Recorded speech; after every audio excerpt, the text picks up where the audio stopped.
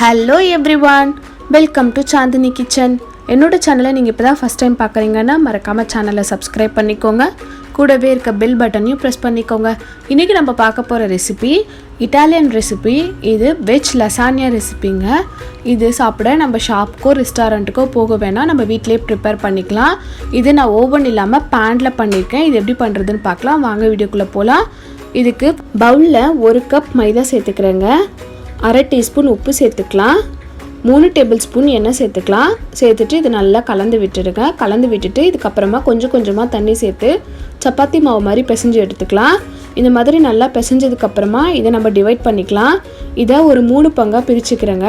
இதை நம்ம 3 ஷீட்டாக ரெடி பண்ண போகிறோம். அதனால் 3 பங்கு பிரிச்சுட்டு இது 20 நிமிஷம் ஊற விட்டுடலாம். இது இருக்கட்டும். இப்போ இதுக்கு நம்ம பீஸா சாஸ் ரெடி பண்ண போகிறோங்க. பீஸா சாஸ் நம்ம வீட்டிலே ரெடி பண்ணிக்கலாம். அதுக்கு குக்கரில் நான் 3 தக்காளி சேர்த்துட்டு தக்காளி வேகிற அளவுக்கு தண்ணி சேர்த்துக்கிறேன். இப்போ இதை 2 விசில் அல்லது 3 விசில் விட்டு எடுத்துக்கலாம். இப்போது 20 நிமிஷம் ஆயிடுச்சுங்க. இப்போ இதை நம்ம நல்லா திரட்டி எடுத்துக்கலாம்.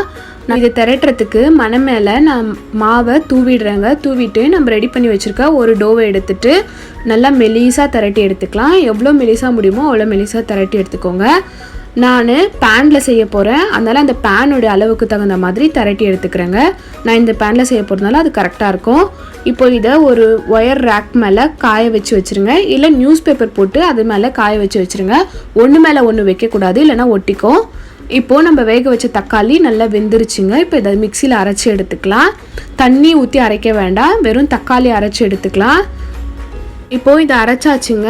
இப்போ அரைச்சது கூட நம்ம மிச்சம் இருக்க தண்ணியை சேர்த்து கலந்து வச்சுக்கலாம்.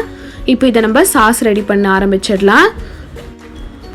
பேனில் நான் 1 டேபிள் ஸ்பூன் எண்ணெய் சேர்த்துக்கிறேங்க. எண்ணெய் காஞ்சதும் இதில் பூண்டு பற்கள் சேர்த்துக்கலாம். பொடியாக நறுக்குன்னா பூண்டை சேர்த்துட்டு இதை நல்லா கலந்து விட்டுருங்க. ஒரு 3லேருந்து 4 பூண்டு கட் பண்ணி சேர்த்துருக்கேன்.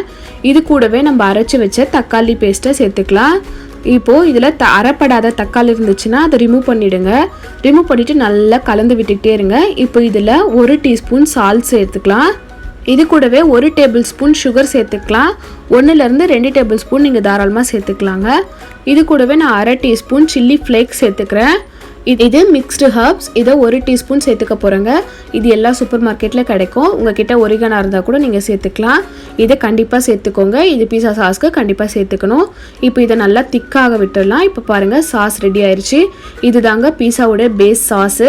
இது நம்ம ரெடி பண்ணி வச்சுட்டோம்னா நம்ம எப்போ வேணாலும் பீஸா ரெடி பண்ணிக்கலாம். இது கண்டிப்பாக 1 மந்த் ஸ்டோர் பண்ணிக்கலாம். இப்போது நம்ம அடுத்து ஒயிட் சாஸ் ரெடி பண்ணிக்க போகிறோம். அதுக்கு பேனில் நான் 2 டேபிள் ஸ்பூன் பட்டர் சேர்த்துக்கிறேங்க. பட்டர் நல்லா கரைஞ்சதும் அதில் 1/8 கப் மைதா சேர்த்துக்கிறேங்க. அதாவது 2 டேபிள் ஸ்பூன் மைதா சேர்த்துக்கிறேன். சேர்த்துட்டு நல்லா கலந்து விடுங்க. நல்லா கலந்ததுக்கு அப்புறமா இதுக்கு தேவையான அளவு உப்பு சேர்த்துக்கலாம். 1/2 டீஸ்பூன் உப்பு சேர்த்துட்டு நல்லா கலந்து விட்டுருங்க. இது கூடவே நல்லா காய்ச்சி ஆற வச்ச பால் 1 கப் சேர்த்துக்கிறேங்க. பால் சேர்த்துட்டு கை விடாமல் கலந்துக்கிட்டே இருக்கணும், இல்லைனா கெட்டி ஆகிடும், சாஸ் சரியாக வராது. அதனால் கலந்துக்கிட்டே இருங்க. பாருங்கள், இந்த மாதிரி நல்லா திக்கான சாஸு வந்துடும். இந்த மாதிரி திக்காக வந்ததுக்கப்புறமா இதை ஸ்டவ் ஆஃப் பண்ணிவிட்டு இதை ஆற வச்சிடலாம். பாருங்கள், இந்த பக்குவத்தில் இருக்கணும். இப்போ அடுத்து நம்ம வெஜ்ஜீஸ் ரெடி பண்ணிக்கலாம். அதுக்கு ஒரு பேனில் நான் 1 டேபிள் ஸ்பூன் எண்ணெய் சேர்த்துட்டு பொடியை நறுக்குன பூண்டை சேர்த்து நல்லா வதக்கிக்கிறேங்க. இது கூடவே 1 கப் வெங்காயம் சேர்த்துக்கிறேன். Mixed herbs 1 teaspoon, 1/2 teaspoon chilli flakes சேர்த்துக்கிறேங்க. சேர்த்துட்டு நல்லா வதக்கி விட்டுடலாம். இது கூடவே நம்ம வெஜிடபிள்ஸ் எல்லாம் சேர்த்துக்க போகிறோம். 1/2 கப் கேரட், 1 கப் கொடமிளகா சேர்த்துக்கிறேங்க. 1/2 கப் ரெட் கொடமிளகாவும் 1/2 கப் க்ரீன் கொடமிளகாவும் சேர்த்துக்கிறேன். ஒரு பெரிய உருளைக்கிழங்க பொடியை நறுக்கிட்டு அதையும் இதில் சேர்த்துக்கிறேங்க. சேர்த்துட்டு நல்லா கலந்து விட்டுடலாம். உங்ககிட்ட என்ன வெஜ்ஜஸ் இருக்கோ அதை சேர்த்துக்கலாம். அதாவது சோளம், பன்னீர், மஷ்ரூம், அந்த மாதிரி எது வேணாலும் சேர்த்துக்கலாம். இப்போ இந்த வெஜ்ஜஸ்க்கு தேவையான அளவு உப்பு சேர்த்துக்கிறேன். 1/2 டீஸ்பூன் உப்பு சேர்த்துக்கிறேங்க. இப்போ இதை நல்லா வதக்கிக்கலாம்.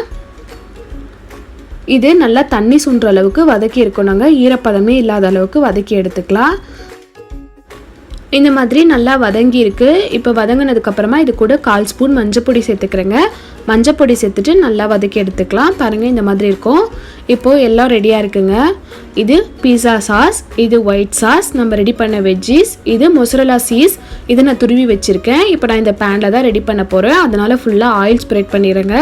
நம்ம ரெடி பண்ணி வச்ச பீஸா சாஸை இது மேலே ஸ்ப்ரெட் பண்ணிக்கிறேன். இந்த மாதிரி ஃபுல்லாக ஸ்ப்ரெட் பண்ணி விட்டுருங்க. இந்த மாதிரி ஸ்ப்ரெட் பண்ணதுக்கப்புறமா இது கூடவே ஒயிட் சாஸையும் ஸ்ப்ரெட் பண்ணிக்கலாம். நான் 2 டேபிள் ஸ்பூன் சேர்த்துட்டு நல்லா மிக்ஸ் பண்ணி விட்டுருங்க.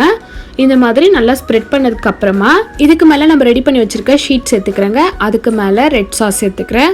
ரெட் சாஸ்க்கு மேலே ஒயிட் சாஸ் சேர்த்துக்கலாம். இதை நல்லா ஸ்ப்ரெட் பண்ணி விட்டுருங்க. நம்ம ரெடி பண்ணி வச்சுருக்க வெஜ்ஜீஸை சேர்த்துக்கலாம். வெஜ்ஜீஸை சேர்த்துட்டு நல்லா ஸ்ப்ரெட் பண்ணி விட்டுருங்க. வெஜ்ஜீஸ் மேலே இப்போது நான் சீஸ் ஸ்லைஸ் சேர்த்துக்கிறேங்க. இது செடார் சீஸ் சேர்க்கணும். நம்மளுக்கு செடார் சீஸ் அவ்வளோ சீக்கிரம் கிடைக்காது, அதனால் நான் சீஸ் ஸ்லைஸ் சேர்த்துருக்கேன். இதுக்கு மேலே மொசரல்லா சீஸ் நல்லா தூவிக்கலாம். இதுக்கு மேலே திருப்பி ஒயிட் சாஸ் போட்டுட்டு நல்லா ஸ்ப்ரெட் பண்ணி விட்டுலாம். இதே மாதிரி அடுத்த லேயர் ரெடி பண்ணிக்கலாம். இந்த மாதிரி ஒவ்வொரு லேயராக நம்ம ரெடி பண்ணிக்க போகிறோம். இப்போ நான் செகண்ட் லேயர் வச்சு ரெடி பண்ணிக்கிறேங்க. இந்த மாதிரி நான் 2 லேயர் முடிச்சிட்டேங்க. இப்போ 3வது லேயர் நம்ம 3வதாக திரட்டி வச்சுருக்க ஷீட்டை இந்த மாதிரி வச்சுட்டு இதுக்கு மேலே ரெட் சாஸ் சேர்த்துக்கலாங்க.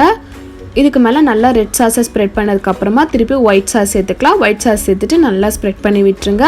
இதுக்கு மேலே சீஸ் ஸ்லைஸ் சேர்த்துக்கிறேங்க. துருவின மொசரல்லா சீஸ் சேர்த்துக்கலாம். இதுக்கு மேலே லேசாக வெஜ்ஜீஸை ஸ்ப்ரெட் பண்ணி விட்டுருங்க. ரொம்ப சேர்க்க வேண்டாம், லாஸ்ட் ஃபைனல் இது. ஸோ அதனால் லேசாக தூவிட்டு மிச்சம் இருக்கிற சாஸை நான் லேசாக தெளித்து விட்டுருங்க. அவ்வளோதான். இதை ஸ்டவ் மேலே ஃபுல் கம்ப்ளீட் சிம்மில் வச்சுருங்க. வச்சுட்டு இந்த மாதிரி மூடி போட்டுட்டு ஒரு 20 நிமிஷம் இருக்கணும். இப்போது ஒரு 10 நிமிஷம் ஆயிருக்குங்க. 10 நிமிஷம் கழித்து ஓப்பன் பண்ணி மேலே இருக்க சீஸ் எல்லாம் நல்லா கரைஞ்சிருக்கு. அதை நல்லா ஃபுல்லாக ஸ்ப்ரெட் பண்ணி விட்டுருங்க. இப்போ 20 நிமிஷம் ஆயிடுச்சுங்க. ஓப்பன் பண்ணி எடுத்துட்டேன். ஒரு 5 நிமிஷம் ஆற விட்டுட்டு இப்போ இந்த மாதிரி நம்ம கரண்டி வச்சு கட் பண்ணி எடுத்துக்கலாங்க. இதை நான் தோசை திருப்புற கரண்டி வச்சு கட் பண்ணுறேங்க. உங்ககிட்ட எந்த கரண்டி ஷார்ப்பாக இருக்கோ அதை வச்சு கட் பண்ணிக்கலாம். இதை 4 பேருக்கு தாராளமாக சர்வ் பண்ணிக்கலாங்க. இது ஒரு பீஸே ரொம்ப ஹெவியாக இருக்கும். அவ்வளோதாங்க, சூப்பரான இட்டாலியன் வெஜ் லசானியா ரெடி ஆயிடுச்சுங்க. இதை இப்போ நான் சர்விங் பிளேட்டுக்கு மாற்றிடுறேன். பாருங்கள் எவ்வளோ சூப்பராக இருக்குது. இப்போ இதை ஃபோர்க் வச்சு நம்ம சாப்பிட ஆரம்பிச்சிடலாம். அவ்வளோதாங்க. நான் சொன்ன மாதிரி நீங்களும் இந்த ரெசிபியை உங்கள் வீட்டில் செஞ்சு பாருங்கள். எப்படி வந்துச்சுன்னு கமெண்ட் பண்ணுங்கள். மறக்காமல் உங்கள் ஃப்ரெண்ட்ஸ் கூட ஷேர் பண்ணிக்கோங்க. ரசிச்சு சமைங்க, ருசிச்சு சாப்பிடுங்க. தேங்க்யூ ஃபார் வாட்சிங்.